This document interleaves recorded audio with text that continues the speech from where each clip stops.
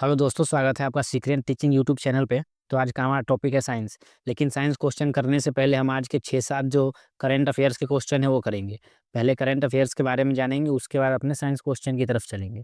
तो चलिए शुरू करते हैं आज के पहले अपने करंट अफेयर्स से। आज का पहला क्वेश्चन है, अमरावती ड्रोन समिट 2024 कहाँ आयोजित हुआ था? अमरावती ड्रोन समिट 2024 ये आंध्र प्रदेश में आयोजित हुआ था। ऑप्शन बी, आंध्र प्रदेश में। अगला क्वेश्चन है, समाचार में देखे गए एजोरेस द्वीप किस महासागर में स्थित है?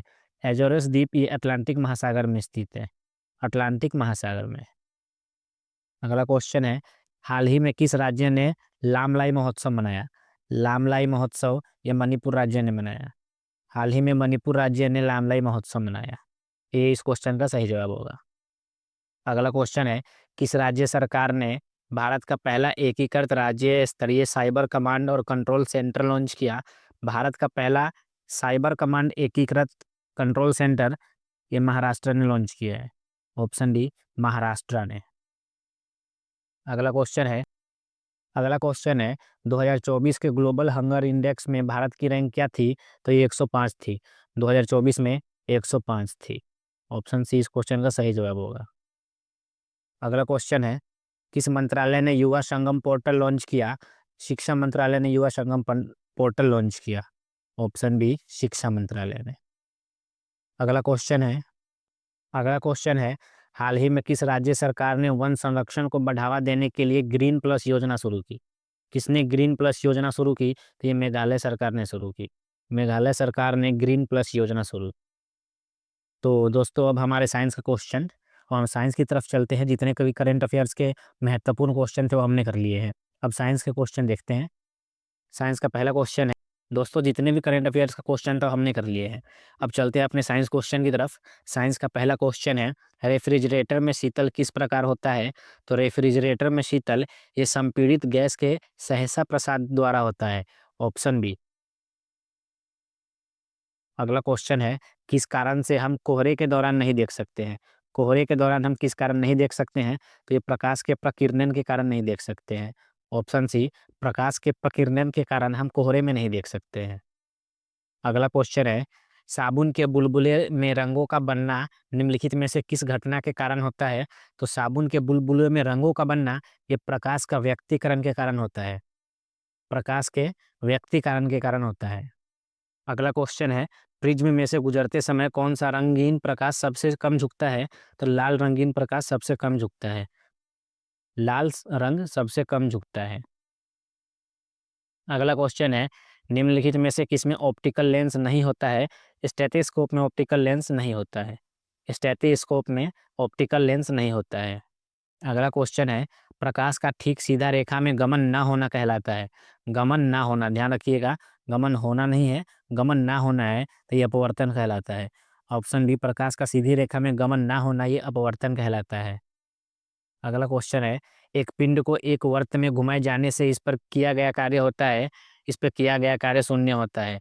ऑप्शन ए, इस पे किया गया कार्य शून्य होता है। अगला क्वेश्चन है, न्यूटन के गति के प्रथम नियम का दूसरा नाम क्या है? न्यूटन के गति के प्रथम नियम का दूसरा नियम ये जड़त्व का नियम है, जिसको इंग्लिश में लॉ ऑफ इनर्शिया भी बोलते हैं। अगला क्वेश्चन है, एक वस्तु का वजन सबसे कम कहाँ रखने पर होगा? एक वस्तु का वजन सबसे कम ये पृथ्वी के केंद्र में रखने पर होगा। ऑप्शन डी इज करेक्ट, पृथ्वी के केंद्र में रखने पर। अगला क्वेश्चन है, तैराक को पानी में तैरने के लिए कौन सा बल मदद करता है? तैराक को पानी में तैरने के लिए यह उपलब्ध बल मदद करता है। ऑप्शन डी, उपलब्ध बल मदद करता है। अगला क्वेश्चन है, अनिश्चितता का सिद्धांत किसके द्वारा प्रतिपादित किया गया था? तो अनिश्चितता का सिद्धांत यह वर्नन हाइजेनबर्ग के द्वारा प्रस्तावित किया गया था। वर्नन हाइजेनबर्ग ने अनिश्चितता का सिद्धांत प्रस्तावित किया था। अगला क्वेश्चन है, गैस अणुओं की गतिज ऊर्जा किसके अनुक्रमानुपाती होती है? ये ताप के प्रति होती है। ऑप्शन बी, ताप के। अगला क्वेश्चन है, किस बल के कारण चंद्रमा पृथ्वी के चारों ओर अपनी वर्ताकार कक्ष में घूमती है? तो ये अभिकेंद्री बल के कारण घूमती है। ऑप्शन डी, अभिकेंद्र बल के कारण चंद्रमा पृथ्वी के चारों ओर घूमती है। अगला क्वेश्चन है, किस तापमान पर सेल्सियस और फ़ारेनहाइट का मान समान होगा? ये -40 डिग्री फ़ारेनहाइट पे समान होगा। क्वेश्चन है, ग्लेशियर में बर्फ हमेशा निम्न में से कहाँ से पिघलता है? तो ग्लेशियर में बर्फ हमेशा सबसे निचले स्तर से पिघलता है। ऑप्शन बी, सबसे निचले स्तर से पिघलता है। अगला क्वेश्चन है, सूर्य से ऊष्मा पृथ्वी पर कैसे पहुंचती है? सूर्य से ऊष्मा पृथ्वी पर यह विकिरण द्वारा पहुंचती है। ऑप्शन डी, सूर्य से पृथ्वी तक ये विकिरण द्वारा पहुंचती है सूर्य की ऊष्मा। अगला क्वेश्चन है, वायु की क्षैतिज गति से होने वाले ऊष्मा के अंतरण को क्या कहते हैं? ये संचालन कहते हैं इसे। ऑप्शन ए, संचालन कहते हैं। अगला क्वेश्चन है, 1 ग्राम ईंधन के जलने से मुक्त ऊष्मा को क्या कहा जाता है? 1 ग्राम ईंधन को जलने से मुक्त ऊष्मा को ये ऊष्मीयमान कहा जाता है। ऑप्शन ए, ऊष्मीयमान कहा जाता है। अगला क्वेश्चन है, आणविक संगठन के द्वारा ऊष्मा का संप्रेषण क्या कहलाता है? ऊष्मा का संप्रेषण ये संवहन कहलाता है। ऑप्शन बी, ऊष्मा का संप्रेषण संवहन कहलाता है। अगला क्वेश्चन है, अपेक्षित आर्द्रता को किस रूप में व्यक्त किया जाता है? अपेक्षित आर्द्रता को प्रतिशत के रूप में व्यक्त किया जाता है। इस क्वेश्चन का सही जवाब ऑप्शन डी होगा, प्रतिशत। अगला क्वेश्चन है, बॉल पेन किस सिद्धांत पर कार्य करता है? बॉल पेन ये पृष्ठ तनाव यानी सरफेस टेंशन पे कार्य करता है। ऑप्शन ए, पृष्ठ तनाव पे। अगला क्वेश्चन है, पहाड़ों पर पानी निम्नलिखित में से किस तापमान पर उबलने लगता है? पहाड़ों पर पानी ये 100 डिग्री से कम से होता है। 100 डिग्री सेल्सियस से कम से पानी पहाड़ों पर उबलने लगता है। इस क्वेश्चन का सही जवाब ऑप्शन ए होगा। अगला क्वेश्चन है, यदि हम ठोस वस्तु को गर्म करें तो किस भाग में सर्वाधिक प्रतिशत वृद्धि होगी? ठोस वस्तु को गर्म करने पर ये उसके आयतन में सर्वाधिक प्रतिशत वृद्धि होगी। ऑप्शन बी, उसके आयतन में वृद्धि होगी। नेक्स्ट क्वेश्चन है, जब झील का पानी जमने लगता है तो बर्फ सबसे पहले कहाँ से जमना शुरू होगी? तो बर्फ सबसे पहले ऊपर से जमना शुरू होगी।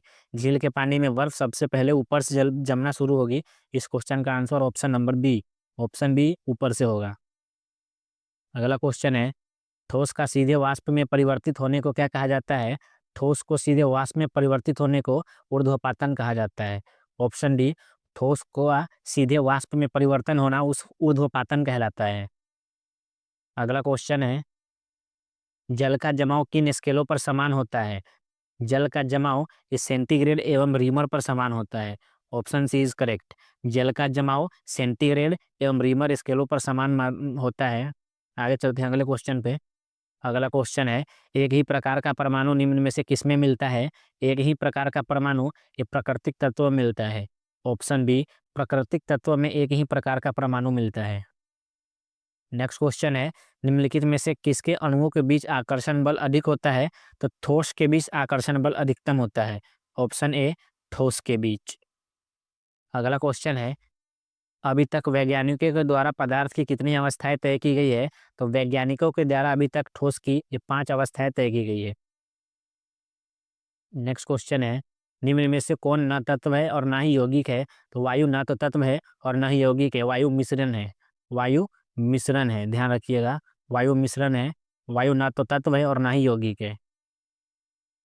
अगला क्वेश्चन है, पदार्थ के चतुर्थ अवस्था कौन सा है? पदार्थ का चतुर्थ अवस्था ये प्लाज्मा है। सॉलिड, लिक्विड, गैस और प्लाज्मा।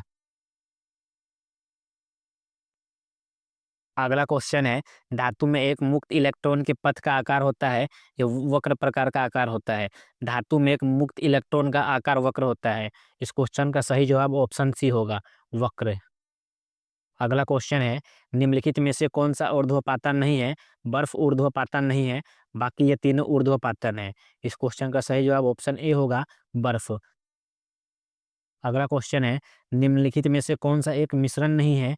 ग्रेफाइट एक मिश्रण नहीं है, ये तीनों मिश्रण है।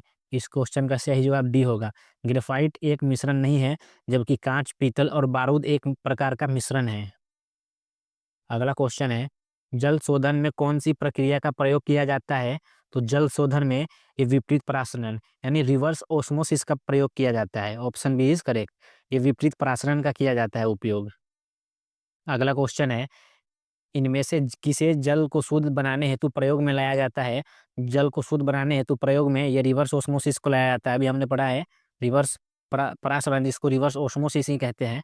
आगे चलते हैं अगले क्वेश्चन पे। अगला क्वेश्चन है, पानी से हाइड्रोजन को अलग करने की प्रक्रिया को क्या कहा जाता है? हाइड्रोजन को अलग करने की प्रक्रिया विद्युत अपघटन कहलाता है। ऑप्शन ए विद्युत अपघटन से पानी और हाइड्रोजन को अलग किया जाता है। अगला क्वेश्चन है, परमाणु अभाज्य है या निम्नलिखित में से किसने प्रस्तावित किया था? परमाणु अभाज्य है या डाल्टन ने प्रस्तावित किया था? ऑप्शन ए डाल्टन ने बताया था कि परमाणु अभाज्य है। अगला क्वेश्चन है, परमाणु के कितने मौलिक कण होते हैं? परमाणु के 3 मौलिक कण होते हैं। ऑप्शन सी परमाणु के 3 मौलिक कण होते हैं। अगला क्वेश्चन है, परमाणु में न्यूट्रॉन की खोज किसने की थी? परमाणु में न्यूट्रॉन की खोज जेम्स चैडविक ने खोज की थी। ऑप्शन सी जेम्स चैडविक ने परमाणु में न्यूट्रॉन की खोज की थी।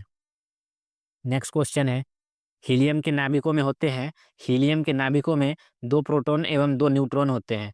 ऑप्शन सी हीलियम के नाभिक में 2 प्रोटॉन एवं 2 न्यूट्रॉन होते हैं। अगला क्वेश्चन है, परमाणु के नाभिक किसने खोजा था? परमाणु के नाभिक की खोज या रदरफर्ड ने की थी। ऑप्शन ए परमाणु की नाभिक की खोज रदरफर्ड ने की थी। अगला क्वेश्चन है, परमाणु संरचना का मॉडल किसने विकसित किया था?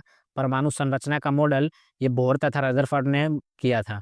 ऑप्शन सी बोहर तथा रदरफर्ड ने परमाणु संरचना का मॉडल विकसित किया था। अगला क्वेश्चन है, परमाणु में कौन से मूल कण समान संख्या में स्थित होते हैं? परमाणु में इलेक्ट्रॉन तथा प्रोटॉन समान संख्या में स्थित होते हैं। ऑप्शन बी इस क्वेश्चन का सही जवाब होगा, इलेक्ट्रॉन तथा प्रोटॉन परमाणु में मूल कण समान इस संख्या में स्थित होते हैं।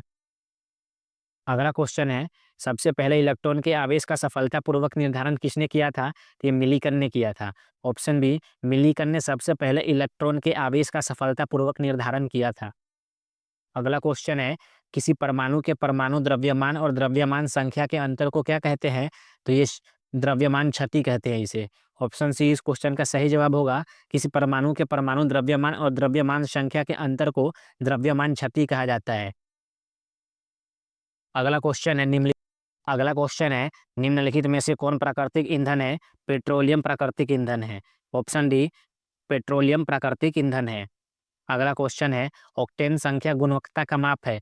ऑक्टेन संख्या से पेट्रोल की गुणवत्ता का माप की जाती है। ऑप्शन बी ऑक्टेन संख्या से पेट्रोल की गुणवत्ता का माप किया जाता है। इस क्वेश्चन का सही जवाब ऑप्शन बी होगा, पेट्रोल। अगला क्वेश्चन है, निम्नलिखित जीवाश्म ईंधनों में से कौन स्वच्छतम ईंधन है? तो प्राकृतिक गैस स्वच्छतम ईंधन है। इस क्वेश्चन का सही जवाब ऑप्शन सी प्राकृतिक गैस होगा। तो दोस्तों ये हमारा आज का लास्ट क्वेश्चन है। तो लास्ट क्वेश्चन है आज का, एलपीजी का मुख्य घटक है। एलपीजी का मुख्य घटक ये ब्यूटेन है। ऑप्शन डी ब्यूटेन एलपीजी का मुख्य घटक है। तो दोस्तों ये थे हमारे आज के क्वेश्चन। आशा करता हूँ अच्छे लगे होंगे। अच्छे लगे होंगे तो लाइक शेयर और सब्सक्राइब कीजिएगा। अगर आपको किसी भी एक विशेष टॉपिक पर क्वेश्चन चाहिए तो आप कमेंट सेक्शन में कमेंट कर सकते हैं। कमेंट सेक्शन में कमेंट कीजिएगा, हम उस पर वीडियो ज़रूर बनाएंगे। तो चलिए चलते हैं, आज के लिए बस इतना ही। ध्यान रखें। जय हिंद, जय भारत।